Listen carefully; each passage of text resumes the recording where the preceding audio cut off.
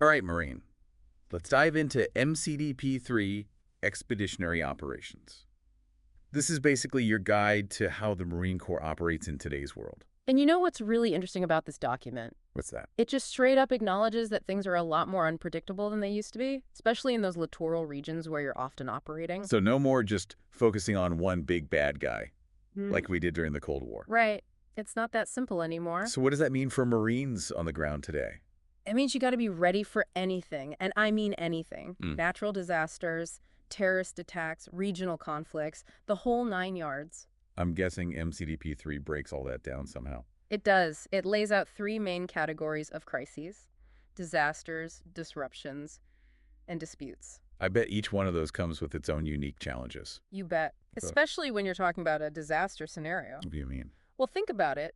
There's the immediate impact, of course, Yeah. destruction casualties. Right, but then Then you've got all the aftershocks to deal with. The mass displacement of people, potential for disease outbreaks, political instability, it all adds up to chaos. and that's where the Marines come in. Exactly.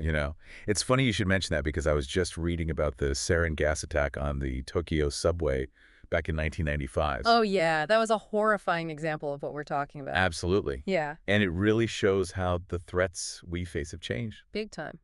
That attack wasn't carried out by a traditional military. Yeah. It was a non-state actor, a cult. And these groups are becoming more and more common, aren't they? They are, whether it's terrorist organizations or criminal networks, they're gaining influence, and they often operate outside the rules, which makes them very difficult to counter. So we've got these disasters we need to be ready for, and then there are these disruptions. Right. These are intentionally created crises. Like what? It could be an insurgency trying to topple a government, or a massive cyber attack that takes down critical infrastructure. Got it. And then there are the disputes. Yeah. Clashes between different groups, within a nation, or between countries. This is where that whole fragmigration thing comes into play, right? The idea that the world is both breaking apart and becoming more connected at the same time. Exactly. It's kind of a paradox, but that's the reality we live in, and it makes for a very volatile and unpredictable environment where a small event can have huge ripple effects. So a local conflict in one part of the world could suddenly mean a Marine deployment halfway across the globe. Absolutely, you have to be ready for anything. And it's not just about responding to these crises either. What else is there? MCDP-3 emphasizes the importance of preventing them in the first place. How do you do that? It could involve peacekeeping operations in a volatile region, working with partner nations to build up their security capacity, providing humanitarian assistance after a disaster. So while major conflicts are still a possibility, MCDP-3 makes it very clear that those aren't the only scenarios you'll face. Smaller scale contingencies are much more likely to be your bread and butter. Things like those humanitarian missions, peacekeeping operations, counterinsurgency efforts. but smaller scale doesn't necessarily mean less dangerous, right? No, not at all. In fact, these operations often take place in the most complex environments. Dense urban terrain regions with limited infrastructure. And you're often facing enemies who don't play by the rules. Right. Non-state actors who blend in with the population and use unconventional tactics.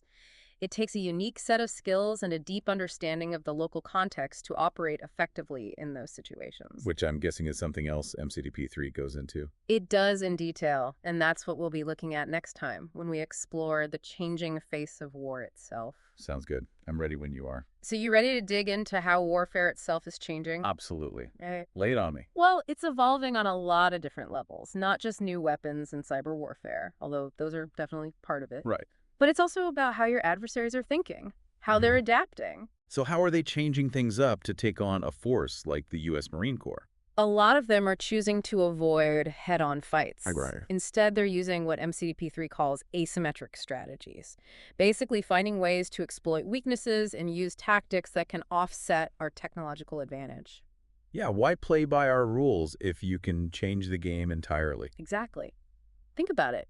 The U.S. military is really good at conventional warfare. Right. But what happens when the enemy starts blending in with civilians, using guerrilla tactics and IEDs? Things get a lot more complicated. A lot more complicated. It forces you to rethink your whole approach. And speaking of things getting complicated, MCDP-3 also talks about the increasing availability of weapons of mass destruction. Yeah, that's a pretty scary thought. And And it's not just nation states that have them anymore. exactly, it's a whole new ballgame. Yeah. Non-state actors like terrorist organizations are actively trying to get their hands on these weapons. And the potential consequences are terrifying. It's not just the weapons themselves either, right? It's how they can be used. You got it. They don't need ICBMs or fancy fighter jets. A simple truck, a suicide bomber. Even a drone you can buy online could be used to deliver a devastating attack. So intelligence gathering and preemptive action are more important than ever. Absolutely. You need to be able to identify and disrupt these threats before they can even materialize. And remember that whole fragmigration thing we talked about? The world being both fragmented and interconnected. Right. Well, in today's world, a single act of terrorism can have ripple effects across the globe. It's not just a local problem anymore. So how does a Marine operate effectively in this kind of environment? What's the overall strategy? That's a good question. Well, MCDP-3 lays out a vision for success based on three core concepts: maneuver warfare, combined arms operations, and expeditionary logistics. Okay, let's break those down. What exactly is maneuver warfare? It's all about speed, agility, and deception, dictating the terms of the battle, disrupting the enemy's plans, and hitting them where they're most vulnerable. So less about brute force and more about outsmarting your opponent. Exactly. Think of it like a chess match. You're always thinking a few moves ahead. It's about using your brain just as much as your brawn. And how does that actually play out in real-world operations? Well, the Marine Corps has a long history of using maneuver warfare to achieve surprise. Take amphibious landings, for example. You can land forces from the sea, establish beachheads, and then push inland quickly, all while keeping the enemy off balance. Okay, that makes sense. So what about combined arms operations? How does that fit into the picture? Combined arms is all about integration, bringing together different elements of the military to create a synergistic effect. So it's not just each branch doing its own thing. Right. It's about coordinating everything. Infantry armor, artillery air power, all working together seamlessly to maximize your combat power. It sounds incredibly complex. It definitely takes a high level of coordination, not just within the U.S. military, but also with our allies and partners. You might have Marines assaulting a position while tanks provide fire support. Artillery is raining down on enemy positions, and fighter jets are providing close air support. Wow, that paints quite a picture. Okay, so we've got maneuver warfare, we've got combined arms. What about this expeditionary logistics piece? It doesn't sound quite as exciting. You might be surprised. It's often called the unsung hero of military operations. Oh, so. Well, you can have the best troops and the most advanced weapons in the world, Right. but if you can't get them where they need to be, when they need to be there, and with all the supplies they need, you're not going to win. It's like trying to run a marathon without water or fuel.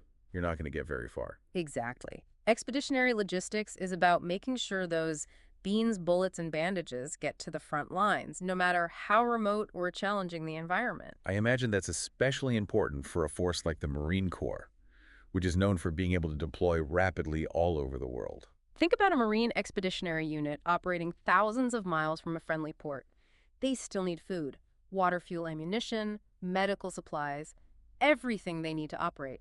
And they might need to sustain themselves for a long time. So it takes a lot of planning and foresight. It's about adaptability, anticipating challenges, and finding creative solutions to keep those troops supplied, no matter what. So we've covered a lot of ground here. Maneuver warfare, combined arms, the ins and outs of expeditionary logistics. It seems like MCDP-3 is really preparing Marines for a whole new level of complexity on the battlefield. It is. But remember, MCDP-3 isn't just about the hardware and the tactics.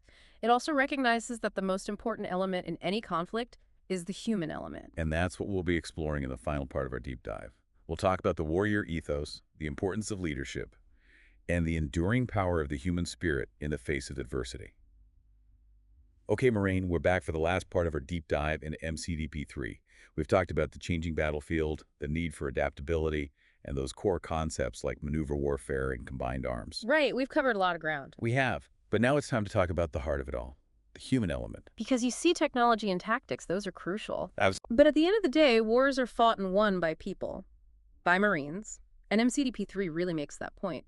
It emphasizes the importance of the warrior ethos, the power of the human spirit, and the absolute necessity of strong leadership. Okay, let's unpack that a little. When we talk about the warrior ethos in the context of modern warfare, what does that actually mean? It goes beyond just being physically courageous and willing to fight. Okay. It's about a deep commitment to the mission, a sense of duty and honor, and unwavering loyalty to your fellow Marines. It's that intangible quality that sets Marines apart. Exactly. The thing that makes them the force of choice when the situation demands decisive action. So it's about grit, determination, the ability to push through adversity even when things get incredibly tough. Absolutely.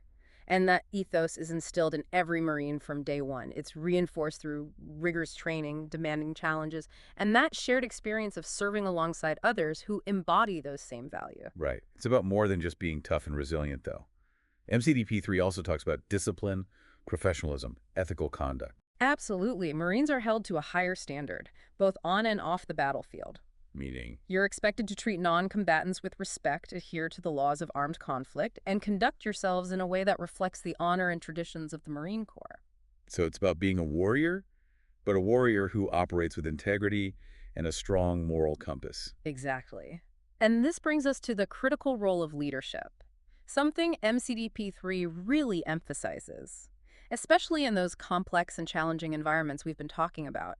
Effective leadership is essential. So what does that look like in practice? What makes a Marine leader truly effective? It's more than just giving orders and expecting people to follow them blindly. Okay. It's about inspiring your Marines, motivating them to reach their full potential, and creating a cohesive unit that can function under immense pressure. I'm guessing leading by example is a big part of it, too. Huge. You need to embody that same warrior ethos, that same ethical conduct that you expect from your Marines. It's about fostering a culture of trust, respect, and mutual support within your unit, because the true strength of the Marine Corps lies in those bonds between its members. It's a good reminder that even in a world of advanced technology and complex strategies, the human element is still what matters most. It really is. And I think that's one of the most important takeaways from MCDP 3. It recognizes that while the nature of warfare may change, the fundamental qualities that make a Marine effective, courage, commitment, and leadership, those remain timeless. So, Marine, as we wrap up this deep dive into MCDP 3, remember that you are the key to the Marine Corps' success. That's right. Your training, your leadership, your unwavering warrior ethos. Those are the factors that will determine the outcome of any conflict. It's a heavy responsibility, It is. but also an incredible honor to be part of such a distinguished and capable fighting force. Absolutely. MCDP 3 gives you the roadmap, Yeah. but it's up to each individual Marine to Yep. put those principles into action. So keep studying, keep training, keep striving to be the best Marine you can be. Because the future of the Corps, and indeed the security of our nation, depends on it.